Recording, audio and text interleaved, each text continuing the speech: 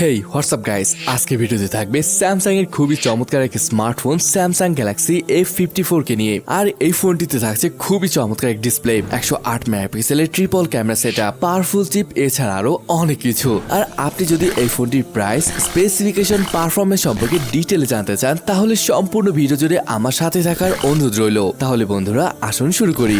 তো বরাবরের মতো না হয় আজও আমরা ফোনটির ডিজাইন দিয়ে শুরু করি। So this is Stardust silver. শুধু এর কালার একবার দেখুন, একদম রেইনবোর কালারের মতন লাগে। স্বাভাবিকভাবে দেখতে কিন্তু সিলভার, তবে এর উপরে যখন আলো পড়বে it looks completely different. Wow, সত্যি খুবই কুল লাগছে দেখতে। তবে হ্যাঁ, এটা ফিঙ্গারপ্রিন্ট ম্যাগনেট, যদিও খুব একটা না, এটি বেশ শাইনি। বন্ধুরা ফোনটি যখন হাতে নেবেন বেশ বড় মনে হবে, কারণ এখানে বড় ডিসপ্লে, বড় ব্যাটারি রয়েছে।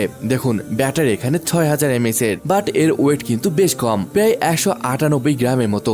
বড় ডিসপ্লে এবং ব্যাটারি হওয়া সত্ত্বেও এর ওজন কিন্তু বেশ কম, হুইচ ইজ ভেরি গুড। তবে এখানে একটা কথা আপনাকে বলে রাখি, যদি ফোনটি নেন তাহলে অবশ্যই কেস ইউজ করবেন, না হলে এটা কি অবস্থা হয় দেখতেই পাচ্ছেন। যাই হোক, এটা ব্যাপার না, চলুন ঘুরে আসি ফোনটির চারপাশ থেকে। ওকে, নিচে রয়েছে speaker grill, USB type C port এবং এখানে একটি মাইক্রোফোন পাচ্ছেন। লেফট হ্যান্ড সাইডের উপর দিকে দেখতে পাবেন সিম কার্ড ট্রেকে। উপরে রয়েছে নয়েজ ক্যান্সেলিং মাইক, রাইট সাইডে ভলিউম রকার এবং পাওয়ার বাটন দেখতে পাবেন। তবে আমার মনে হয় ভলিউম রকারটিকে একটু বেশি উপরে রাখা হয়েছে। ও এখানে আরেকটা কথা আছে, এই পাওয়ার বাটনটি কিন্তু ফিঙ্গারপ্রিন্ট হিসেবে কাজ করবে। এখানে যে সিম কার্ড ট্রেটি পাবেন এটা কিন্তু হাইব্রিড স্লট, অর্থাৎ হয় একটি এসডি কার্ড এবং একটি সিম কার্ড, তা না হলে দুইটা সিম ইউজ করতে পারবেন। অলরাইট ফ্রেন্ডস, বাইরে কি আছে তা তো সব দেখে ফেলেছি, তাই না? চলুন এবার ফোনটির ডিসপ্লে নিয়ে কথা বলি। এখানে পাবেন 6.67 ইঞ্চির FHD plus 120 Hz super AMOLED plus HDR10 plus display. আর এই প্যানেলটি বেশ ব্রাইটও, কারণ এখানে পাচ্ছেন 800 নিটস পিক ব্রাইটনেস। ডিসপ্লেটি সত্যি দারুণ। ডিসপ্লেটির বেজেল এবং সাইড যদি লক্ষ্য করেন দেখবেন এখানে অ্যাভার সাইজের চিন এবং বেজেল দিয়েছে।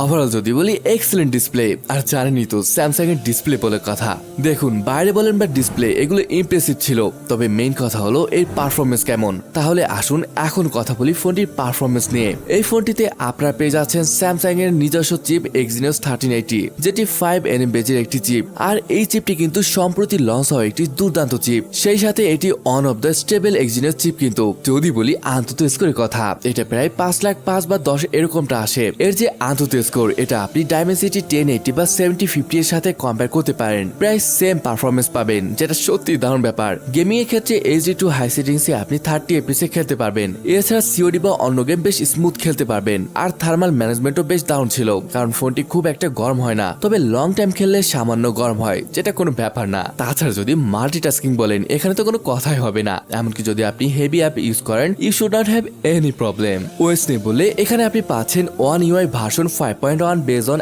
Android 13। But the big things is 4 বছরের মেজর আপডেট এবং 5 বছরের সিকিউরিটি আপডেট পাচ্ছেন, যেটা আমার কাছে দারুণ বলে মনে হয়েছে। এই ফোনটিতে একটি ভ্যারিয়েন্ট রয়েছে 8GB RAM এবং 256GB স্টোরেজ। আর সেই সাথে আপনি পেয়ে যাচ্ছেন 8GB ভার্চুয়াল র্যামের সুবিধা।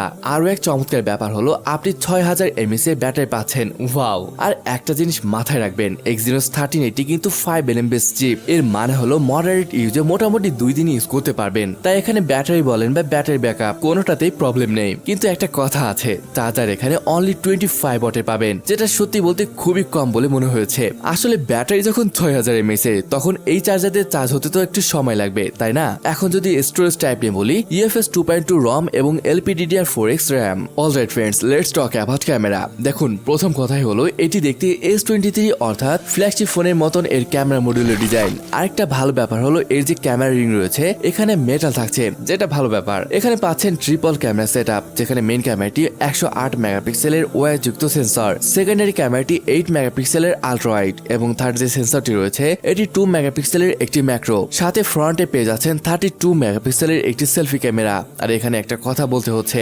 108 মেগাপিক্সেল ক্যামেরা, আবার তার সাথে ওআইএস অর্থাৎ অপটিক্যাল ইমেজ স্টেবিলাইজেশন রয়েছে, যেটা অবশ্যই দারুণ একটা ব্যাপার। আর এখন যদি ফটো কোয়ালিটির কথা আসে, এর মেইন ক্যামেরা দিয়ে নর্মাল কন্ডিশনে দুর্দান্ত ছবি নিতে পারবেন।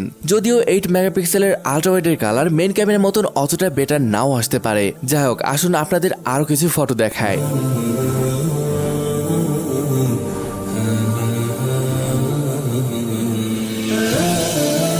If I talk about the video graphics, এখানে সর্বোচ্চ 4K 30 fps এ শুট করতে পারবেন। হ্যাঁ, এটা রেয়ার এবং ফ্রন্টে উভয় ক্যামেরা দিয়েই। বন্ধুরা, এর ক্যামেরাতে একটা মোড আছে যেটা আমার কাছে দুর্দান্ত লেগেছে। এটা হলো অ্যাস্ট্রো ল্যাপস মোড, যেটা দিয়ে আপনি এই ধরনের স্টার ট্রেলস ফটো ক্যাপচার করতে পারবেন ফিঙ্গারপ্রিন্ট সেন্সর এবং ফেস আনলক, আর এগুলো বেশ ভালো মতনই কাজ করে। যদি বলি কানেক্টিভিটির কথা, এখানে সবই রয়েছে 5G, Wi-Fi 6, Bluetooth 5.3, dual 4G VoLTE, NFC-ও রয়েছে।